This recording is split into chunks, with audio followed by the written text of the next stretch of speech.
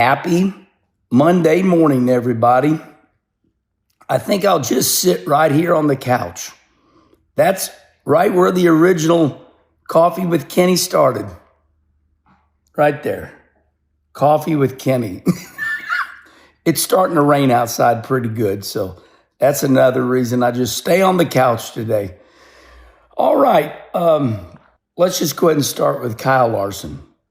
So we start out the year in NASCAR, and man, everything's rocking. Everything's looking good. I mean, and still right now, it is a fact that TV ratings are soaring. We're looking at the Cup Series. I mean, it seems like every single week we're looking at 2.6 to sometimes 4 million people watching these races. We just had a race at Talladega that, hell, I got my ass handed to me. People were so mad at me. That's another subject right there. I said Talladega was a great race, minimal wrecks and photo finish. And I'm going to tell you what, you thought I'd killed some of these people's mamas. They came after me. It really shocked me to my core that I liked the race, and there were a group of people that hated me because I said a race was good. It really did shock me. But even that race that a handful of people said was no good got over 4 million views. You look at the crowds at Texas. Jeff Gluck, who will call bullshit in a heartbeat. Jeff Gluck said, biggest crowd I've ever seen at Texas in 20 years or more. He didn't say a year. He just said biggest crowd at Texas in a long time. So it's like, okay, TV ratings are rolling. Crowds are up. The start of the year, we had incredible finishes. That Daytona 500 going down the back straightaway, going into 3. I mean, it was incredible. And then we hit a patch. We hit a deal where Kyle Larson started dominating. Kyle Larson goes to Bristol and leads the field, checked out. Kyle Larson wins. And then here we go again for the second race in a row. Everybody hated Bristol. You know, there's so much more to say about the subject. Then Kyle Larson yesterday at Kansas City, I thought was a great race, but in the end, okay, Kyle Larson once again leaves the field. Of course, Christopher Bell starts, running him down a little bit at the end. But Kyle Larson dominates. Now, I thought all the restarts, I thought a lot of the racing was insane at Kansas City. I think most of the wrecks were because we were 3, and if not 3, we were 4 wide. Hell, you look at one of the wrecks where Kyle Busch, I think he's 4 wide? Every bit of 3 wide, and they can't get off each other. It was exciting. So, is in a funny way, now I'm saying this, Kyle Larson might not watch this. I'm thinking he's pretty busy right now. Is Kyle Larson is he making the sport boring because he just takes off? To me, when you look at other sports, whether it was the New England Patriots when they dominated, you never notice that? There's always these eras in sports where people dominate.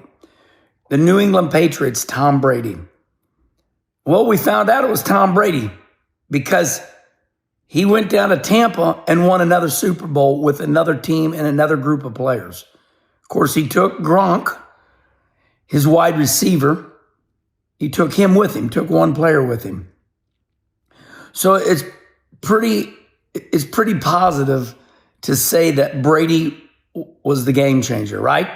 because he left the New England Patriots, went down to Tampa Bay and won another Super Bowl. So he must be the game changer. So when you look at like the Dodgers right now, they got this Shawnee Ohtani or whatever his name is. Seems to me like people is what changes the game. Sometimes, it's like Kyle Petty said. Kyle Petty said, I used to think the Kyle Petty charity ride in memory of Adam. All the money goes to the Victory Junction gang camp. It was Kyle Petty that said, Adam Petty said, Dad, why don't we do something like this? Because Adam saw like a Victory Junction gang camp somewhere else. But Kyle Petty said, I used to think this was about motorcycles. He goes, it's not. It's about people. So when we see people change a sport, it's not about the racing. It's not about NASCAR. It's about Kyle Larson. It's about a person. Right now, my friends, what you're watching is you're watching Kyle Larson change the sport. Now, I think it's fantastic because I'm a competitor. I admire greatness. I admired Michael Jordan jumping what seemed 5 feet in the air. Maybe it was illusion. Did he really jump 5 feet in the air? Air Jordan, Richard Petty, Dale Earnhardt. You see what I'm saying? Sometimes we try to place blame on an object when really the blame probably goes to Kyle Larson. He's stinking to show up, everybody. He's dominating. I think it's something to behold, something to watch. So the little subject here is sometime, what's the cliche? They used to say, don't blame the player, blame the game. I disagree with that. Right now, I just gave you examples of Tom Brady, Michael Jordan, these greats. Every once in a while, these greats come along and they change the sport. Right now, we are witnessing greatness, and I'm exhausted too. I'm right there with you. I'm about tired of talking about Kyle Larson. He's so great. He just does things that you're like, it's like every week, sometimes twice a week. He got out of the Cup car. Now he's going to Kokomo, Indiana tonight. Kokomo, Indiana, neat little dirt track. He's going to kick their ass. Hey, they better get ready. He's getting ready to serve up another ass whipping. Then he's gonna go not 50 miles down the road to start getting ready to qualify for the Indianapolis 500. All right. Witness greatness, and understand that he's going to make it a little boring because he's that much better than all the other drivers. He is. He's got that. It's like God gave him a gift. He is so in control. Okay, I took 9 minutes to talk about greatness. I hope you all won't hate NASCAR because somebody like Kyle Larson is dominating the sport.